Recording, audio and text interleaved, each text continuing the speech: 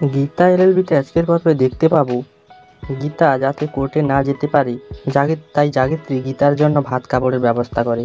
স্বস্তিকের হাতে একটা কাপড় দিয়ে বলে, যা এটা গীতাকে পরতে বল। স্বস্তিক গীতাকে কাপড়টি দিয়ে বলে, লেডি সালমান খান, এই কাপড়টি পরুন, ভালো লাগবে আপনাকে। গিনি জাগিত্রীকে বলে, কাভিয়ার জন্য যত দামি গয়না কেনা হয়েছিল সেগুলো দিন, গীতা পরবে। স্বস্তিক ওই গয়নাগুলো নিয়ে গীতাকে পরিয়ে দেয়।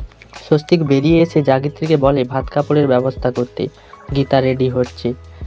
জেল থেকে কৃপান পদ্মকে ফোন করে বলে, আজ আমি জেল থেকে ছাড়া পাবো, আর ছাড়া পেলেই আমি সোজা তোকে তুলে নিয়ে এসে তোকে মজা দেখাবো। পদ্ম একটু ভয় পেয়ে যায়। ভজন বলে কিরণকান্তি বাবুকে, আজ কৃপান ছাড়া পাবে। কিরণকান্তি বাবু তখন বলে ভজনকে, কৃপান যদি ছাড়া আজ না পায় তাহলে ভজন মিত্তির আমি কি করতে পারি ঠিক ধারণা নেই।